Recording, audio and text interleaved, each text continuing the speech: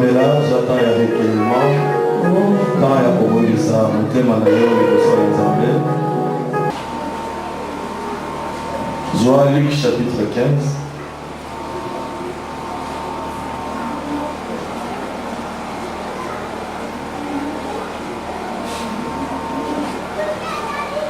À partir du verset premier, la titre Nango Pananga Bakomi, trois paroles sur la joie qui suit la repentance.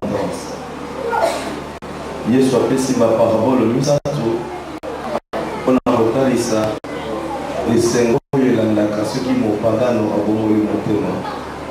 Alors ngai nazotanga parole moko ya la brebis perdue, mais nsima na kotanga ma phrase ya suka il y a deux paraboles oyo elandi Bible ezoloba oyo.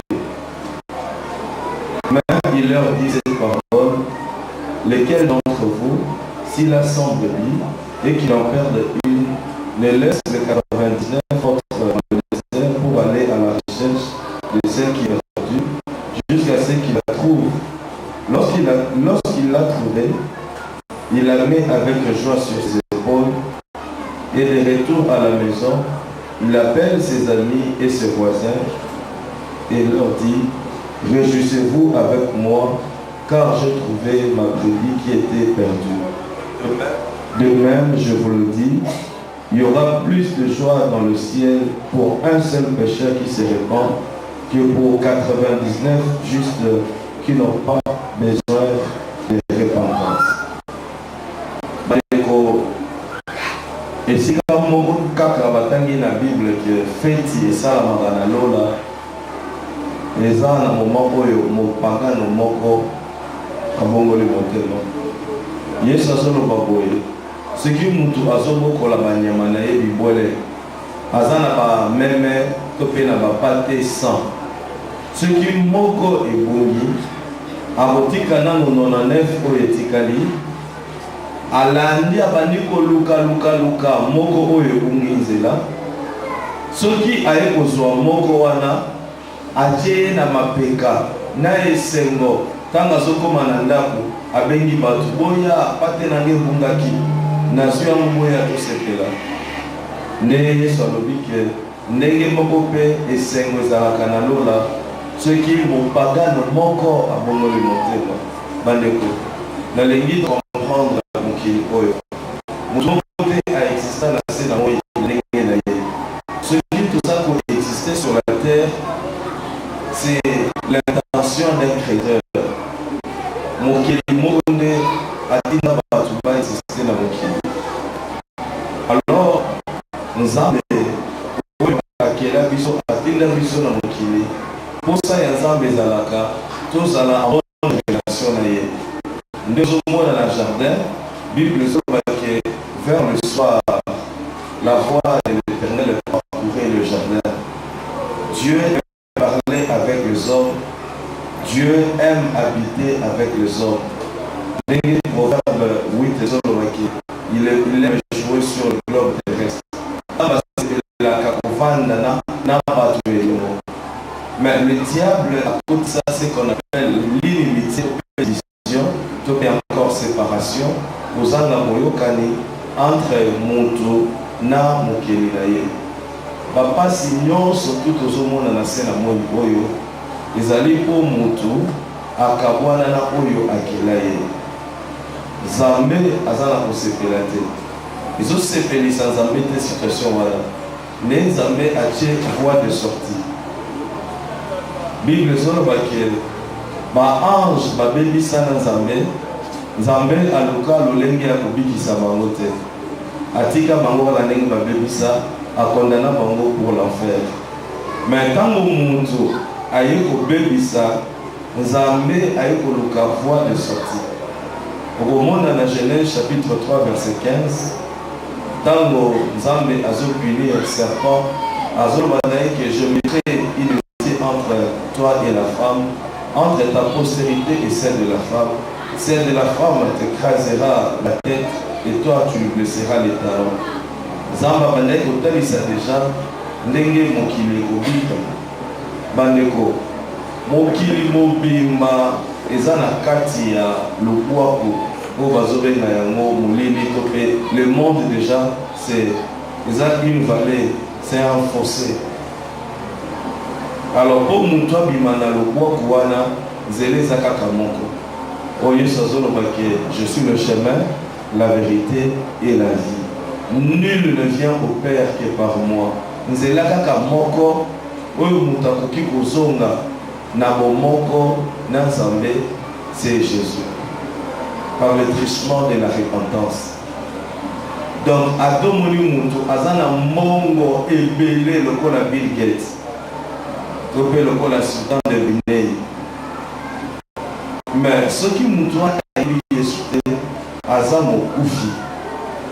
Je crois que dans l'introduction et après je vais parler sur les 3 sortes de lois dimanche passé. Aza mokufi mbongo na ye eza na ntina te mpona nini? Est-ce que lelo mobutu azolia mbongo na ye?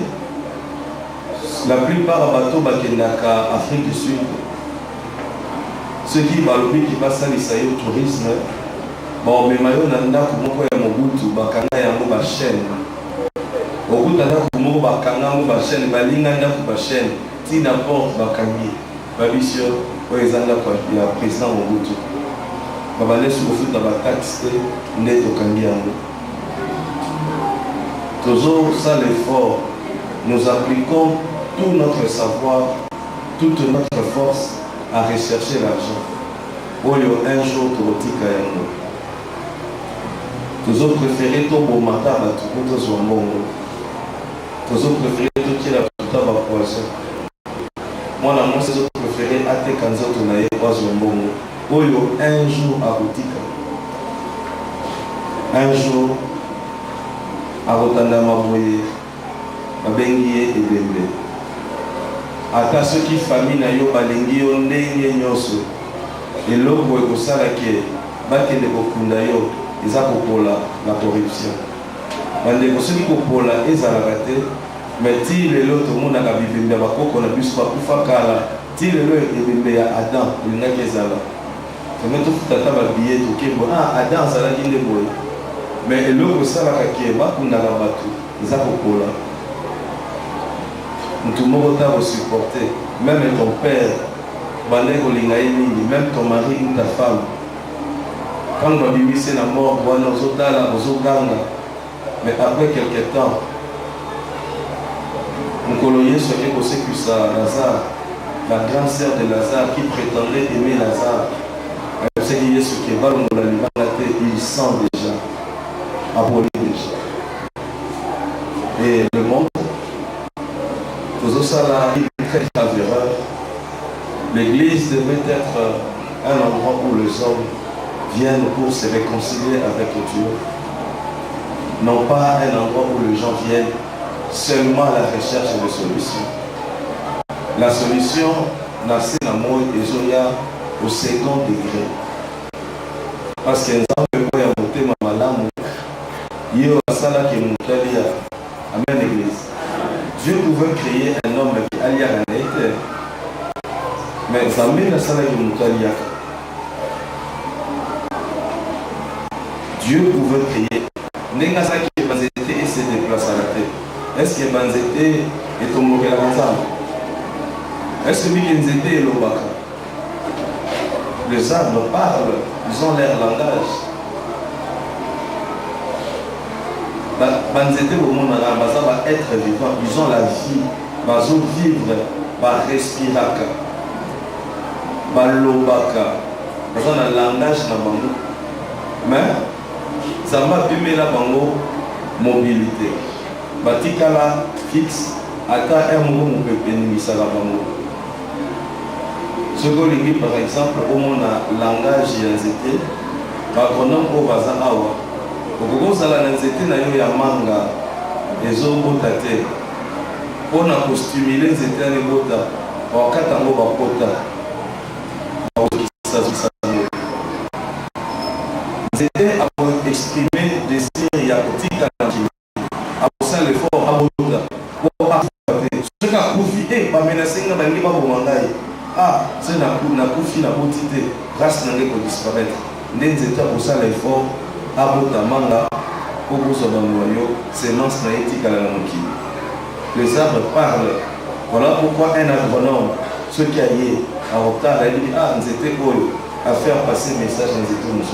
Vous pouvez attaquer un arbre, mais l'arbre nous suit un mécanisme de défense.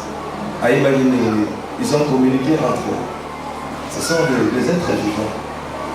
Mais Nzamba sana ki bisoto liaka. Mais Nzambe oya sana ki bisoto liaka. Dans son amour, ce qui nous a en bonne relation avec, est-ce qu'il y a un peu de temps pour lire? Nous sommes à cause de lire, Batubazo pour moi. À cause de lire, Batubazo Kabwana Nzambe. La Bible dit qu'il y a la joie dans le ciel si un pécheur se répand. Le pécheur là pour se repentir, ceux qui bâtissent sans le mal à monter. 2 Corinthiens chapitre 5 verset 19 faisant le bas. Dieu était en Christ, réconciliant le monde avec lui-même, en ne quittant point les hommes leurs offenses, mais en pardonnant leurs péchés.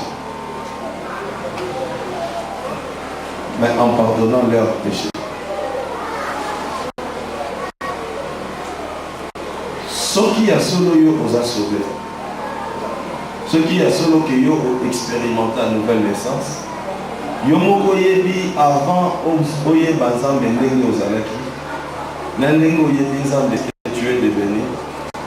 Ozala na bolingo wana ya ko partager l'évangile. Na bandeko oyo baza pembeni na yo. Ozala okobanda sentir mutu otundi mpona makasi te banda kobisa bato masolo. Et virus moko ekoti na église ya Yesu lelo bato baza kose repentir lisusu te, bato bazo se réconcilier na Nzambe lisusu te, moyen mpe bateya Yesu na baninga na bango eza te. Botala bandeko na biso batémoin de Jéhovah, leur point fort c'est l'évangélisation. Botala l'église lokola baliloba, ils n'ont pas le vrai ou le bon message, ils ne sont pas dans la saine doctrine, mais baza na TVT, baza na radio te, ceux qui basali action na kamaniola de l'automne.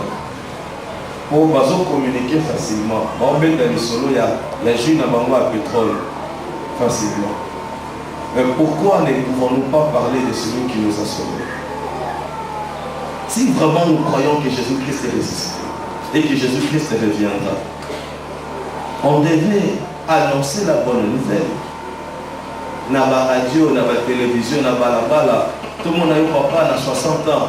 Aussi bien moi papier aux autres pour l'invitation, vous avez invité ma papa. Papa il en a 55 ans, 60 ans. Si vous invitez jeune garçon à 18 ans, vous me dites aux la valeur. Et papa vous passez maman, vous l'avez dit ma jeune fille, vous vendez. Ou si on a plein de la jeune métier, mais mon Dieu est là. Vous n'y a pas une Yesu. Ça aura une grande valeur. Au lieu de tout ça dans l'église à la recherche de la solution. Acte chapitre 1er, 10, 11.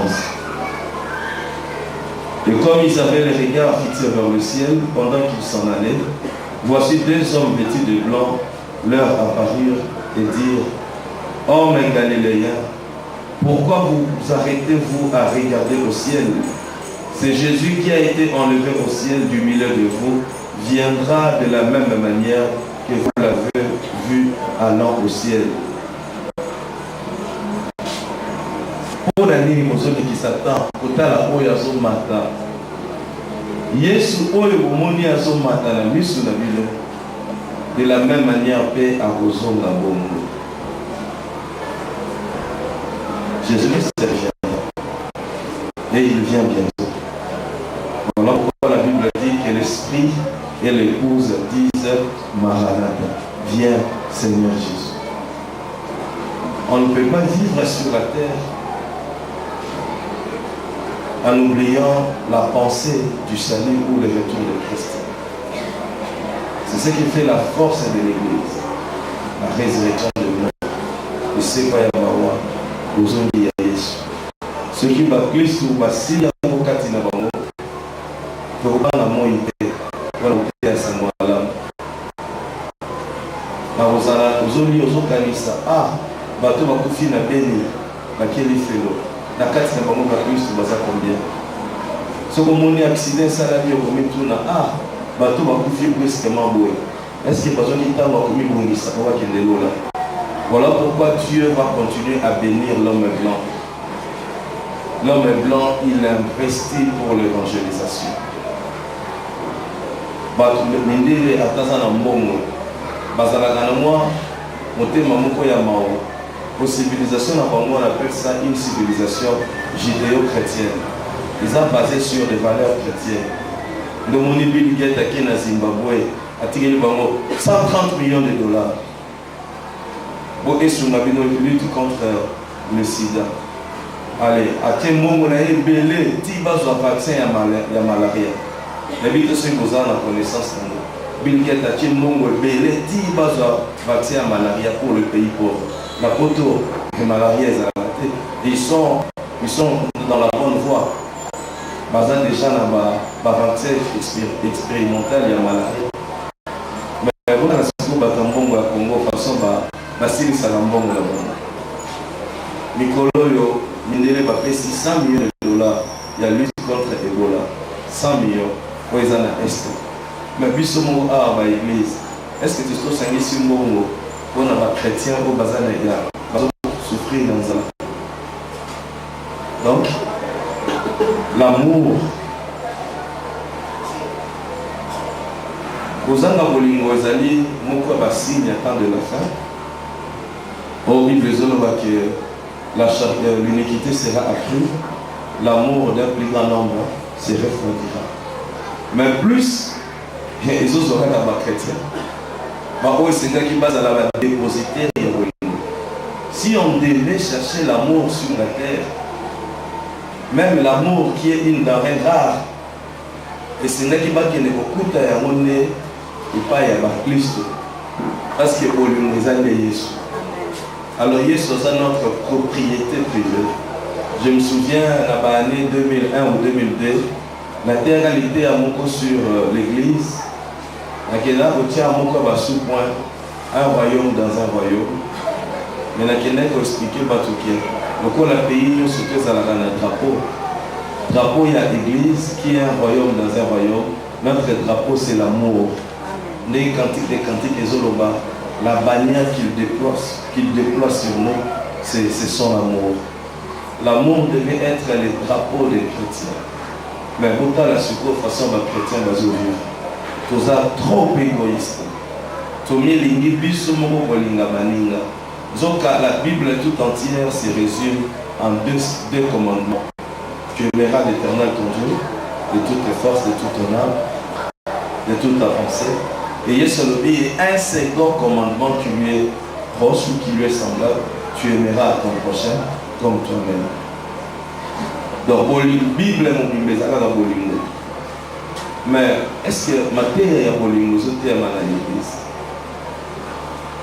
Matthieu est la Bible. Nous avons dit que ça dans la Bible, qu'on a volé la modération. Nous avons causé le monde. Pour y aller modérer plus. Pour y aller, paper ça y a terre. D'abord, il y a pour communiquer la vie.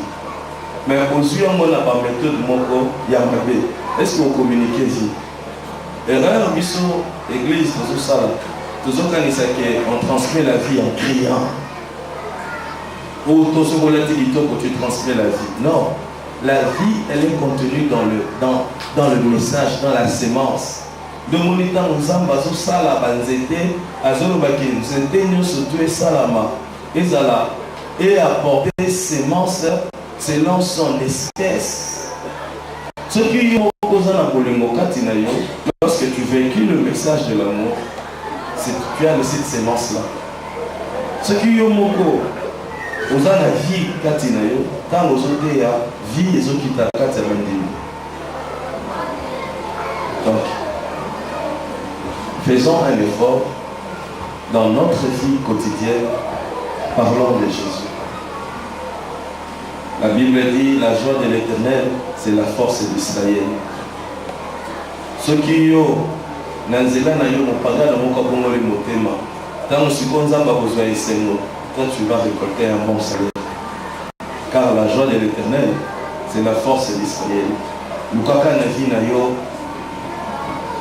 osefelisaka Nzambe. Elibonza ya munene ya kokonzela Nzambe ezali motema mopagano mosusu abongola motema. Nazala témoignage, il y a pasteur Renard Monquet, évangéliste Renard Monquet, abandé pour préparer milieu monde boye azalaki na besoin de monde. Siko na tango azosambela ayo alobi Nzambe pesanga 1 million. Nzambe tuni olingi na pesa 1 million de quoi? Siko akanisi 1 million de quoi? 1 million de dollars, 1 million de livres sterling, 1 million de Deutschmark, 1 million d'euros. C'est bien les héros de la vie. Mboka santé habité. Personne n'a 1 million d'âmes. 1 million d'âmes. Personne n'a 1 million d'âmes. Né dans le ministère chrétien, Christ for all nations, dans Jésus-Christ pour toutes les nations, a sali par grande campagne d'évangélisation. Dans la campagne, à consoler. Pourtant, on a Jean-Paul II à Cuba a sali campagne moko 1 million de chrétiens catholiques, entre guillemets chrétiens catholiques, dans ça la discrimination. Est-ce qu'il n'y a pas un pasteur et une église à cause ça la paix batubélé de à Yesu? Alors on a un Renard Monquet avec 1 million de fidèles dans Lagos, dans Nigeria.